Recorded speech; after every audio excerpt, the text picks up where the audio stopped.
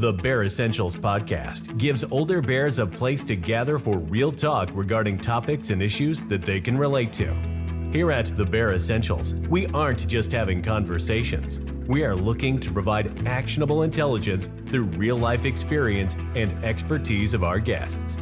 Our mission is to build a strong community that elevates and motivates people to go beyond their limiting beliefs by helping them realize that getting older is not an excuse to hibernate on their goals, but a reason to work harder. Hi, everyone. Thanks for tuning in. I'm your host, Charles Wallace. Today's guest is an Irish Grammy-nominated singer-songwriter. He has worked with the likes of U2, Paul McCartney, Snow Patrol, Madonna, and even Al Pacino. Back in 2011, he had fronted the band INXS. So please, without further ado, let's welcome the very talented Ciaran Gribbin to the show. Hey, Ciaran, thank you for joining me. I really appreciate it. Can't wait to get into this. I'm really excited. Would you mind introducing yourself to the audience?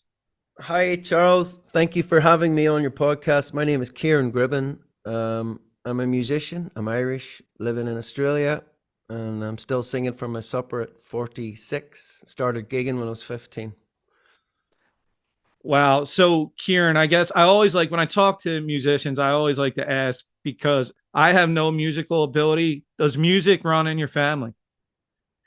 Yes, it does. Being my grandfather sang. My father tells me stories of my grandfather just working and driving a truck and just singing at the top of his lungs, but never sang professionally. But nobody did in Ireland in those days. Music and the Irish go hand in hand, basically. There's hardly a family in Ireland that doesn't have somebody as a singer, a dancer, an artist, or whatever. That's, yeah. So obviously you're from Ireland. So who were some of your influences growing up? As in influences in music? Yeah. You're talking, look, anything Irish. Started with Irish traditional. Father would sing and play traditional stuff. We'd be listening to the radio all the time at nighttime. So you'd be getting, old folk songs like Luke Kelly, that sort of stuff. Singer. He's unbelievable, probably the godfather of Irish trad singing. That he was a massive influence. But anything to do with the Irish folk scene, and traditional Irish fiddles and uilleann pipes and bodhrán drums, going to sessions. So a lot of the time it was just old men playing in the corner with a bunch of young people, as Irish sessions are, and you'd just be standing in the room gobsmacked at 30 people playing the same melody and in harmony. So those were the massive influences as a youngster. And Ciaran, did you grow up in Northern Ireland, right? Yeah. Yeah. So, and I wanted to ask too, because my family, we are Irish, right? I'm not directly from Ireland, obviously, but I know growing up, and I'm just a tad bit older than you, but I used to hear like relatives, they would talk about the troubles over there. What was that like for you growing up, during that time? Was it scary? Like, did you experience anything that was, that had to deal with that? Look, everyone in Northern Ireland has got their tales, of the troubles. And it was, as a youngster, though, you were growing up and you didn't know any different. I was blessed to be brought up, and I'm the eldest of 5 kids, mom and dad, both hardworking. We lived in a country area. I knew and loved all my neighbours, so I had a great community around me. But you're in Northern Ireland, you don't have to go too far to find bloodshed. I had neighbours that were in the IRA. In the parish I was from, Balahi Parish, had 2 hunger strikers. People remember that era. But the town that I played football for was predominantly a Protestant town, but we had a Gaelic football pitch, and I played Gaelic football there, and it was called Castle Dawson, and it was predominantly a Protestant town. So I lived in this country road between the two of them, and thankfully had good parents, and was drawn to music rather than fighting and sectarianism. But it was everywhere. There's no escaping sectarianism and hatred. But people got on with their lives, so I didn't know any different. I just had great role models around me. Everyone went to their work in the morning, and thankfully all of my neighbours and friends and cousins and didn't die. We had you had many scares. You had neighbours that were shot, and SAS landing and taking out an IRA man up the road, and that sort of stuff, and being searched going to school in the morning by British soldiers, paratroopers, with their berets on or their helmets on and their rifle, that sort of stuff. So it was a bizarre experience, but I didn't know any different. So I just thought this was normal, and most people did as well. Well, that is fascinating to me, because I would hear family talk about it, and I was always like, I would always, as a kid, I was like, I wonder what that must have been like for a kid, around my age, growing up in that type of environment. Well, it seems like you definitely had really good role models. Now, would you say that the troubles, the times over there in Ireland, did that have an influence on not just your music, but do you feel like that influenced a lot of the musicians from that era coming out of that time? Yeah, absolutely. You can't help being affected when there's that much tension in the air. It's palpable when someone gets killed. Northern Ireland was a very small place. Ireland's a very small place. It's only 350 miles long and like maybe just over, 160 or 70 miles wide. It's not big. So, it was just a unique period of time. And I'm glad that, we have moved on. There's peace there now, but it's been a long journey, and we still got, a fight with it all. The education is the biggest problem about Northern Ireland for me, where I think it's, in the early 90s, 92, 93% of kids are still in segregated education. You either go to a Catholic school or you go to a Protestant school. And, growing up, I couldn't figure that one out. It didn't make much sense. So I think it's about time, that happens. Yeah, it's interesting you say that, because for me growing up, it was segregated in this way. We had, where I lived, it was Catholic school or public school. Now, the difference was, in the area I lived in, Catholic school was probably a better education, and it was safer. So a lot of people, Catholic or not, they ended up sending their kids to Catholic school because it was a safer place to go to school as opposed to the public schools. So that doesn't exist really as much here now. It's a lot different. Most kids are still Catholic schools, but it's not as prevalent. A lot of kids will go to public schools. Even my own daughter now, she's actually went Catholic school all through, like, up until her teenage years. Now she's in a performing arts public school. She's a dancer. So good. Yeah. So for you, when do you start to, like, when does it start to become clear as you're growing up, like, okay, this is my thing, this is what I want to do, and you really start to go after it? Look, I was very, very young. I fell in love. I distinctly remember my great uncle Patrick playing the fiddle, and I was standing in front of a fire, and all I can remember is the silhouette against the window, but I remember him playing the fiddle and falling in love with the music. And then you're going to sessions, and you were surrounded by, going to local sessions in people's houses, in pubs, in the local Gaelic football clubs. Everyone would mingle, and you would start from a very, very young age. So I knew then at 6 I was writing songs, and I was telling my mum, this is it, I'm going to be a rock star. At 11 years of age, I bought my first guitar, and I was playing rock and roll stuff. I was learning all the classic rock riffs like Smoke on the Water and Sweet Child of Mine and this type of stuff, and Metallica riffs and stuff, and got into rock music. And once I could play that instrument, I was already singing. I was writing songs. So it was just this natural progression of, this is what I'm doing. But, it wasn't easy. It took me a long time before I got any success. I had to learn the hard way and make a million mistakes.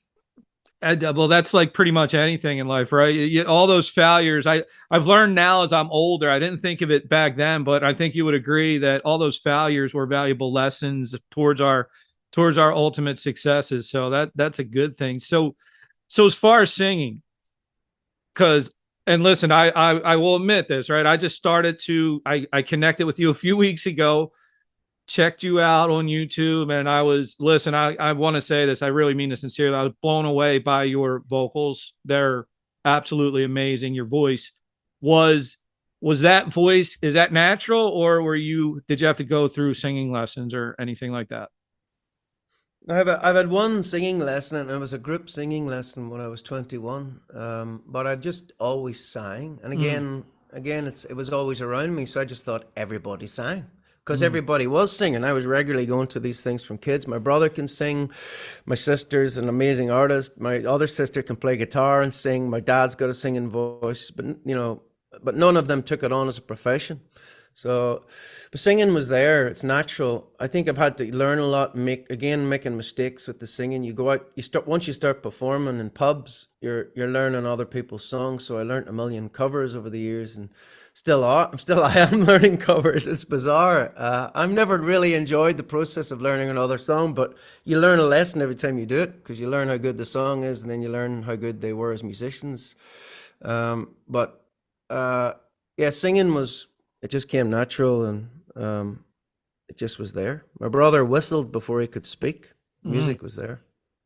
Yeah, well, I'll tell you what, you telling me that, I'm not going to lie. I'm like, great. Like, I was hoping you were going to say you had to take many lessons to sing the way you do, but obviously, overachiever with those vocals. I mean, Ciaran, it's very, very good, man. I enjoy it, and I'm blown away by it. Oh, So, cheers, man. Well, maybe before this, maybe I'll inspire you, and someone will be interviewing you in a podcast in years to come, and they'll be going, "We saw your process, and now you're out there singing." Can you sing, Charles? no, I can't. Can you My play an sister instrument? can. No, it's weird too, because my uncle's a very, very, very good lead guitar player. Like, Ah, I'm not even set. So over here, you were mentioning like Metallica, Guns N' Roses, those kind of, like, back in the '80s. My uncle had a band. They were called Simon Catholic, and we would go and check them out. And they would let me help them bring the stuff into the club. Right, I would get in illegally to the club, but they almost made a video for MTV. Like, he's that good of a guitar player. And my sister's had training, she can sing.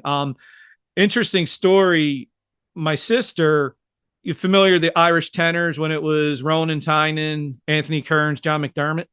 yeah. I've never met the lads, but yes, I know who. I saw their posters and saw them touring.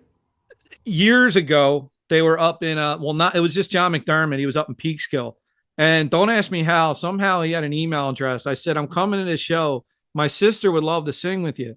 Ciaran, I kid you not, he responds, he goes, meet me in there when you get there. So I'm like, okay. So we go in, and I want to give a shout out here to another man, Tim Murphy from Peekskill, great lyricist, good Irish singer. Yeah. Brings Tim out, and he says, Tim, meet Holly. You're gonna perform. And they literally performed The Rose by Bette Midler. Like, she sang and they played the music behind it. Yeah, it was cool, but Well, not like, me. that's what the Irish do, man. If someone does want to sing, it's all about community. Mm-hmm. So it's all about the more the merrier, literally. So Yeah. Yeah, and listen, I'll sing out loud, the songs, but I don't think anybody would want to pay to hear that. You know what I'm saying? So I'm always fascinated too with lyrics, and I seen, looking at your background, you've had some good success, obviously really great success with lyrics.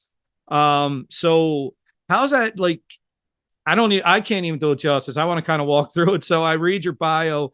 You really had some good, look like Madonna.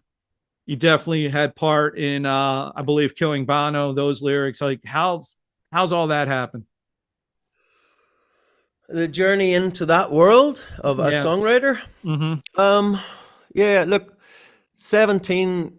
I was writing songs from a very young age. I spent all my 20s in bands, original bands, touring, writing. I wasn't interested in doing covers. Mm-hmm. I'd had enough of covers at 21, but then I was still, again, forced back into learning the covers to pay for my bills. So I'd be gigging in the pubs of Belfast the weekend, and I'd take off with my band Leya, and it was a 4-piece band, and it was literally four musketeers, all for one, one for all, the back of a van, and away we went. And we had 7 years together, and we played a lot of festivals, all original material, and I was obsessed with songwriting at that stage. I was living and breathing, carrying notes with me everywhere. probably self-obsessed a little, probably too consumed by it all. But you're in your 20s, and we were all living this dream. But the big break in songwriting didn't come until about 4 or 5 years when I was 32. That band finished when I was 30, and I went off. All I wanted to do at that stage, I was tired of touring, and all I wanted to do was sit in the studio and write songs by myself or with anyone that wanted to write with me. So my manager, Bob Young, who's a songwriter, he's from a British band called Status Quo. Bob's in his 70s now, but he's an old rocker and a great songwriter, successful songwriter. Knew a lot of the publishing world in London, and again, it's that who you know scenario. So Bob phoned up everyone he knew in the industry in London. Will you write with this Irish fella wants to write? Have you any artists you want to write in this publishing house? So very quickly, I started. I'd fly from Belfast into London, and I'd spend maybe 3-4 days in London and fly back and do cover gigs at the weekend to pay the bills. It's only an hour's flight, and I'd write songs continually. So quickly I started writing, I was pitching on people like Dead Mouse Records, and I was pitching on Groove Armada Records, and you were getting direct contact with these artists, and they were sending me backline or backing tracks, and I was doing the top line. But some of them you landed, some of them you didn't. I didn't land any Groove Armada or Dead Mouse, but there's this one guy called Ian Green, who amazing musician, amazing songwriter, had been around. He was older than me, and he'd worked with bands like the Brand New Heavies, and so he was steeped in a lot of soul. It was beautiful, beautiful. And he was instantly we wrote 2 songs that Madonna picked up through Paul Oakenfold. So it was a case of writing the song in London in a little home studio. Oakenfold heard what we were doing. Ian Green was mixing stuff for Oakenfold and mastering stuff and doing a lot of production for Oakenfold. And Oakenfold was at that time hanging out with Madonna, and probably are still friends. So, one thing led to another, and before you knew it, Madonna was hearing what we were doing in the studio. It was that quick. It all happened within weeks, and at that point I had not one break. I had been knocking on doors, had no real significant break. Leya had been our debut album had been nominated for the best. I think we were nominated for the best new band. It was at the Irish Music Awards. So that was our only sort of recognition.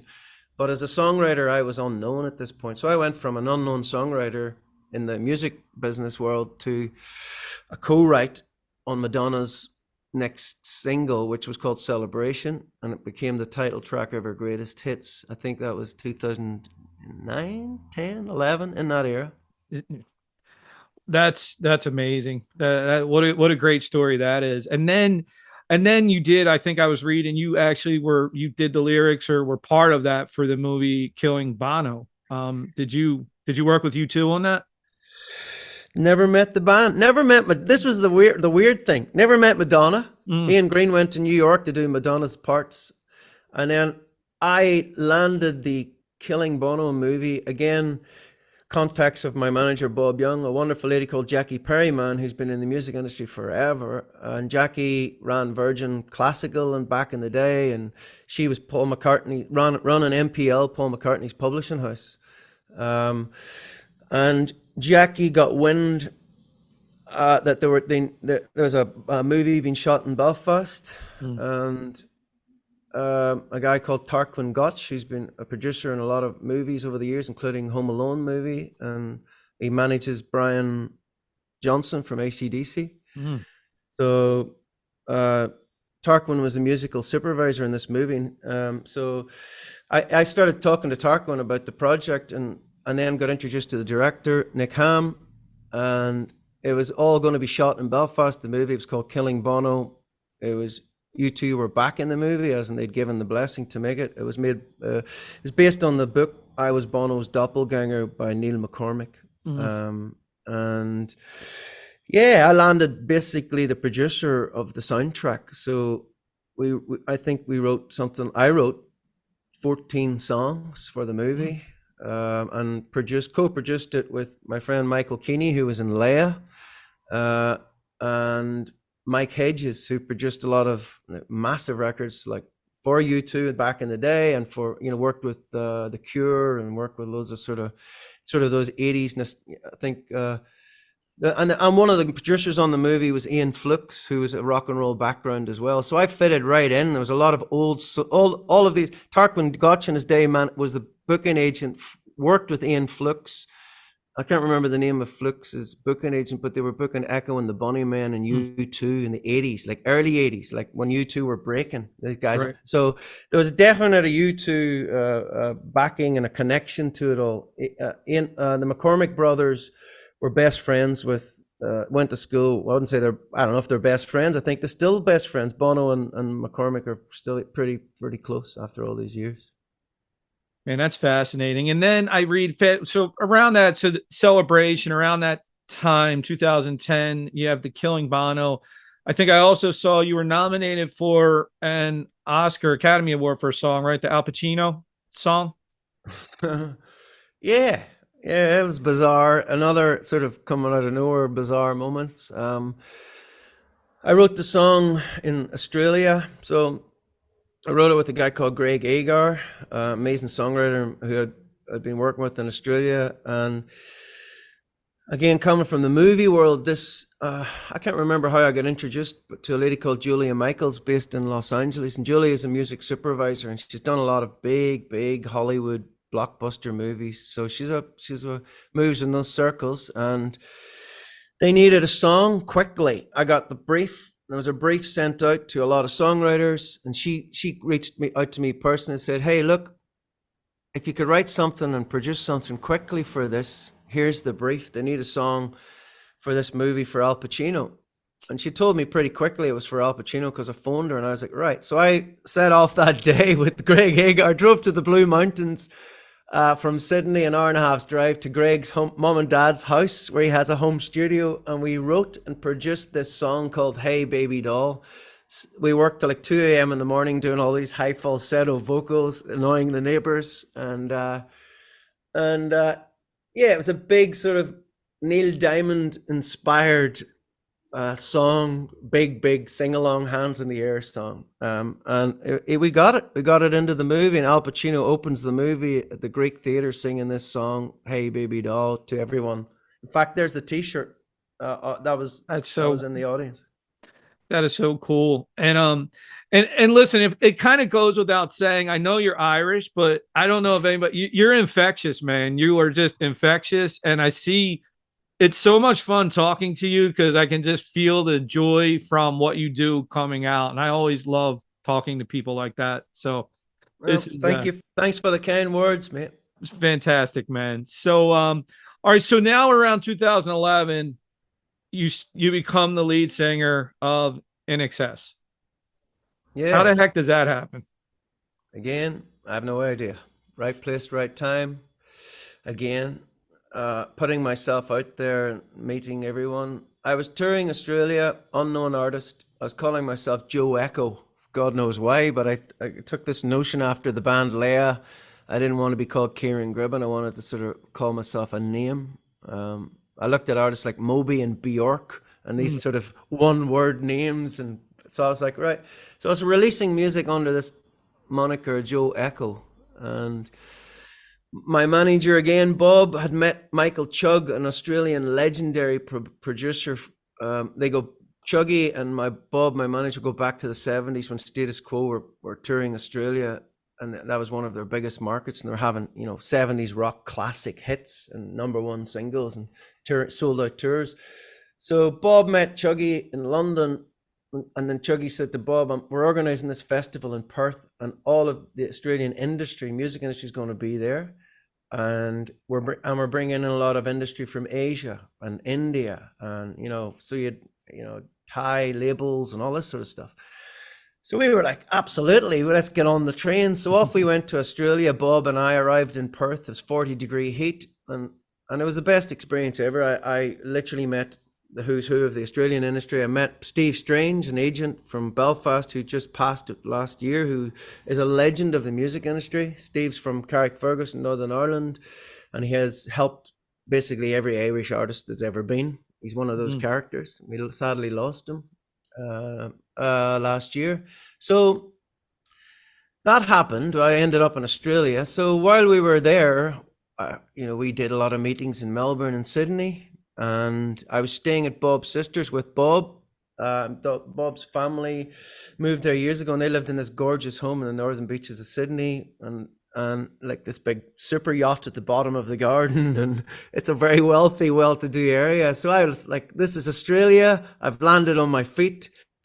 And we were enjoying it. And on the first day, I met Andrew Farris, the keyboard player from INXS. He was a neighbor and was really good friends. And yeah, and I was staying there for, I don't know, 5 days, 6 days. So I had this beautiful every day hanging out with Andrew Farris, meeting him for lunch one day or meeting him for dinner for another. And it always ended up back at this house when there was always a sing song, because he would sing a few, I'd sing a few. And there was a local band called Georgia Fair who were signed to Sony.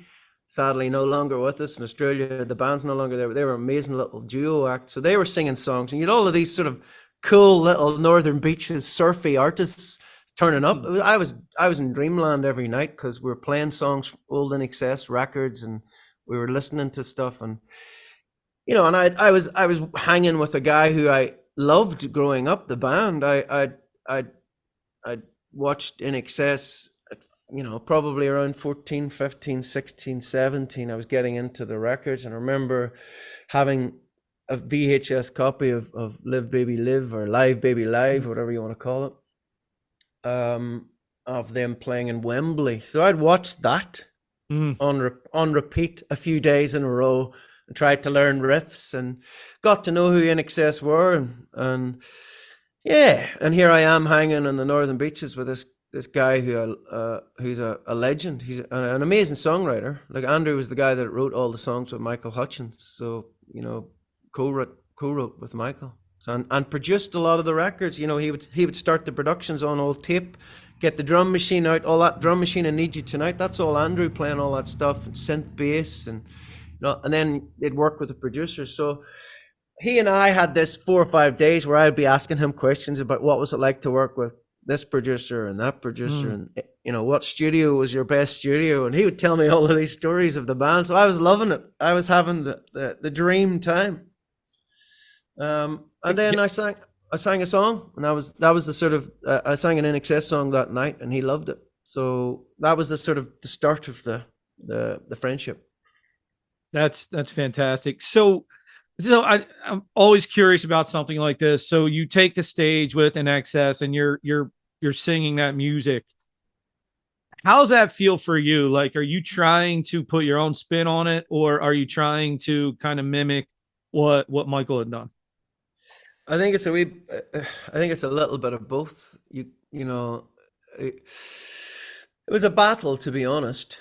Because it was a massive step up for me. I'd never done a gig like this before. I was a solo artist at this stage. I'd stood in front of Leya for 7 years playing an electric guitar. This was a whole different ballgame. Michael was sadly gone probably 20 years at this stage. And I was the last guy coming in after JD Fortune. So there was a lot to deal with. And then you had to think, well, how do I approach singing these songs? I moved my family from Ireland, 3 months into Australia with a newborn. And 3 months later, I was on stage with INXS in South America, Arequipa and Buenos Aires at a festival. So look, I think, but after the first couple of gigs, I wanted to put me into it. And a lot of the songs had been rearranged, so I didn't have to stick true to how Michael sang them, but I learned the songs how Michael sang the songs, and I played them on repeat. I lived and breathed them morning, noon, and night. I walked with Michael in my ears, so I knew his phrases. And then you have to kind of unlearn them so that you can sort of put yourself into them. But it's a tough one. The audience are turning up wanting to hear the songs how they are on the record. So I had to get over a lot of hurdles psychologically. But after about two gigs, the first 2 gigs in South America, I was like, I've got this. And every other night, every other show, I just smiled from ear to ear because I was just in the moment. I was comfortable, Well, I can say this to you. I mean, I went again looking on some videos on YouTube and hearing you sing some of those songs. I mean, I think you're definitely did a great job. I mean, the one that stood out to me was Never Tear Us Apart. I thought you absolutely nailed it. And I tell everybody listening to this, check out Ciaran's versions of some of these songs because they're fantastic. So Yeah. You're very kind, my friend. Thank you. hey, listen, it's easy to be kind when I mean what I'm saying. And I really do. And you do. You have an amazing gift and your vocals are fantastic. And thank you for that answer. I mean, that was deep. I'm always curious about that when how a singer approaches that. So currently, are you still Are you still fronting INXS, or are you doing more of your own stuff? No. The band, I did a year with the band. Of gigs. I did 50 shows with them, maybe a little more. And it finished, but I'm still friends with every one of them.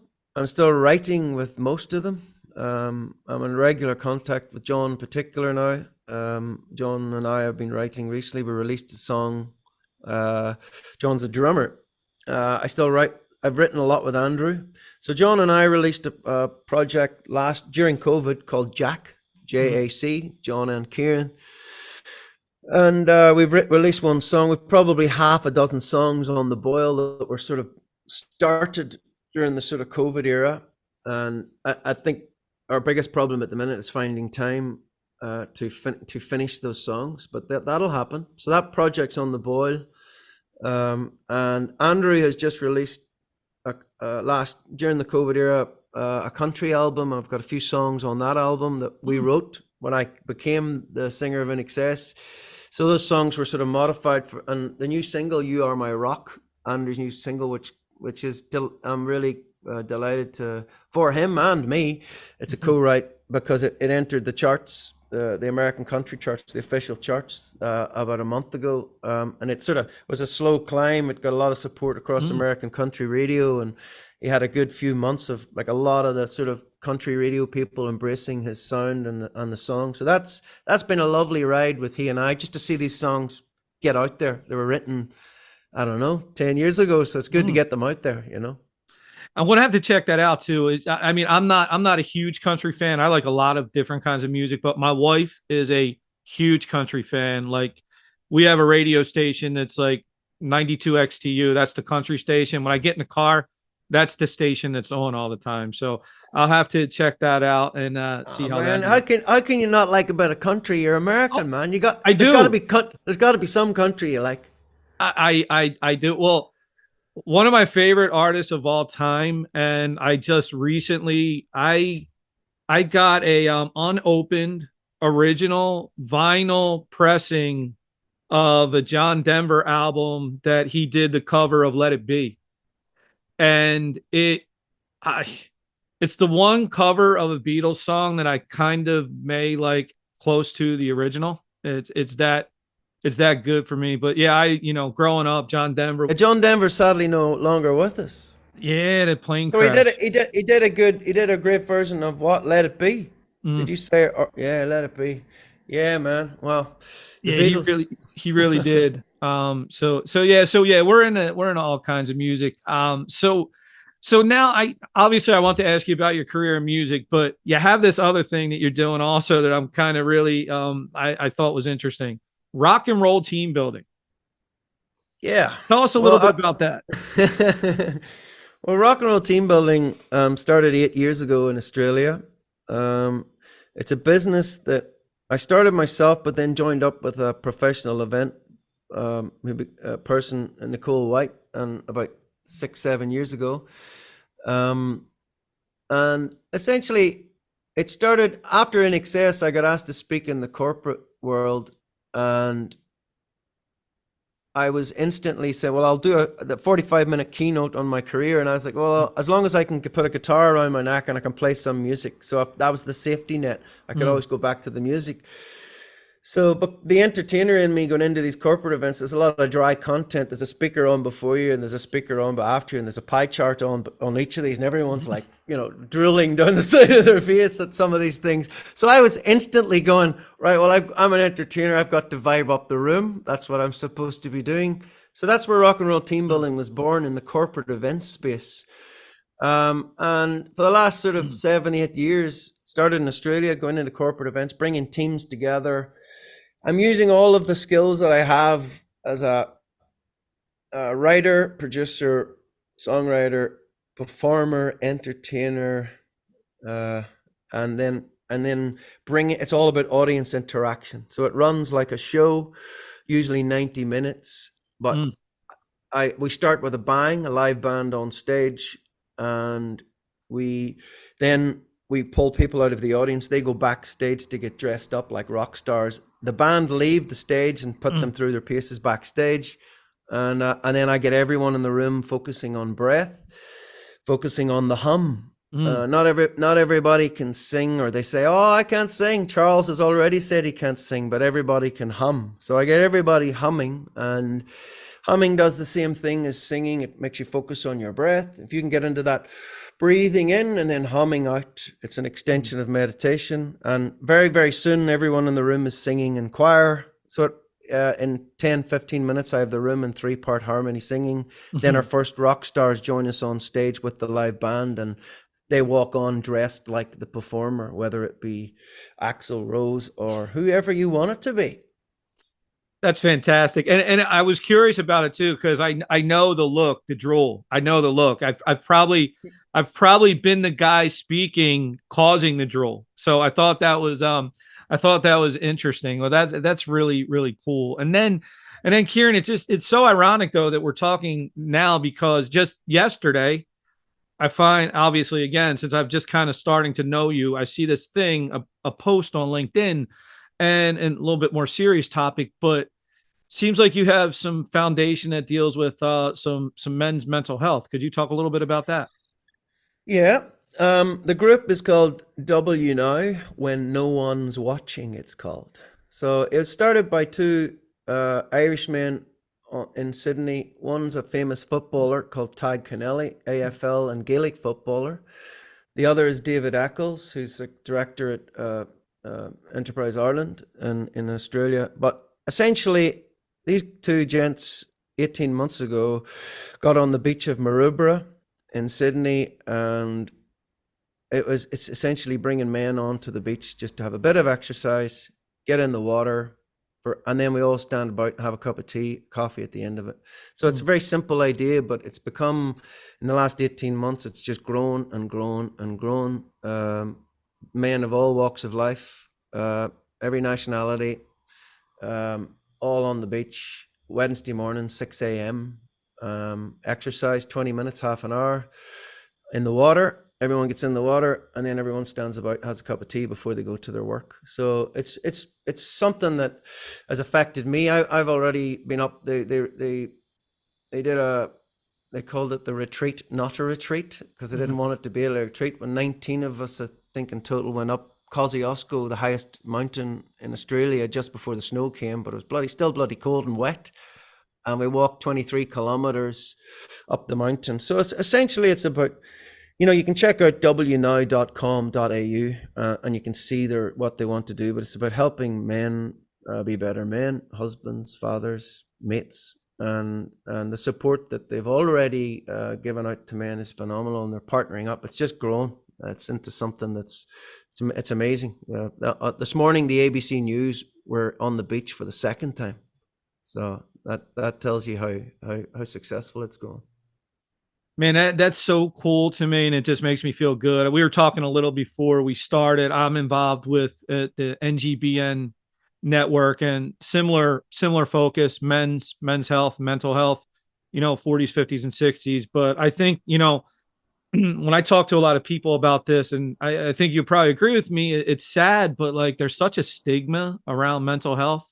And it's like so many people just rather suffer in silence than choose to talk about it. It's scary. And especially around this time of year, I just think it's even more of it's always pertinent, but it's even more pertinent because as happy of a time it is for a lot of us, it's the saddest times for other people. So kudos to you and all involved in that, Ciaran. I mean, that's amazing work, and I'm really happy to hear that.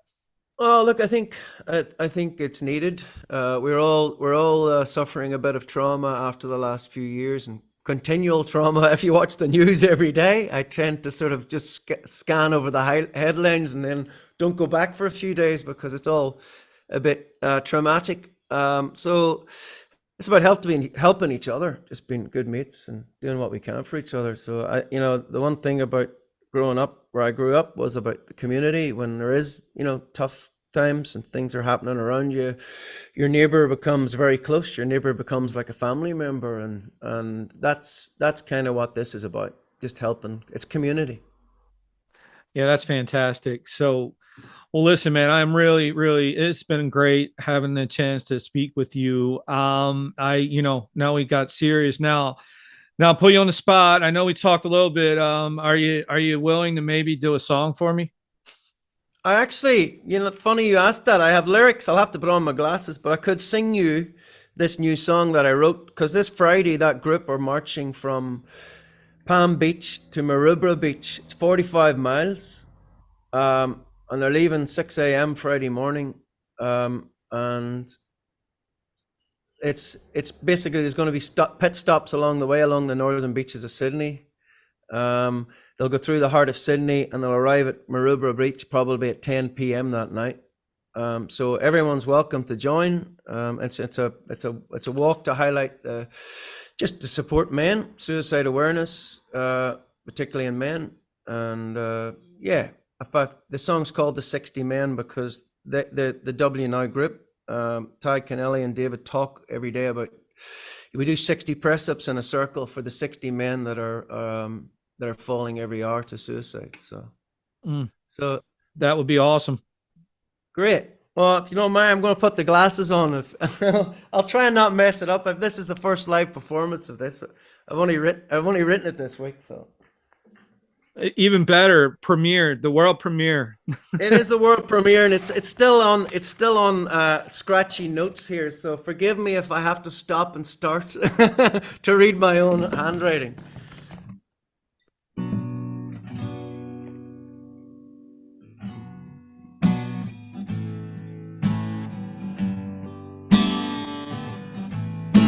They're marching on the weekend up at Palm Beach, Sydney. They'll walk the northern beaches through the heart of the city. They're calling time, they're drawing a line. They're marching every day, 'cause 60 men are falling every hour of every day. We're walking to the beach at Maroubra, with blisters on our feet to Maroubra. We'll see ya on the beach at Maroubra. And a child had lost a father, a mother lost her son, a sister lost a brother, every minute lost and gone. Have you heard about the 60 men? The 60 men. Have you heard about the 60 men? The 60 men.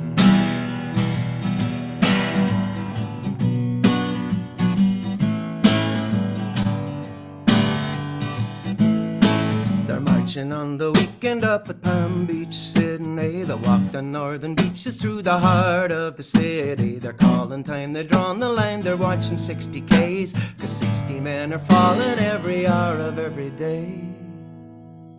I'll leave it at that. Wow.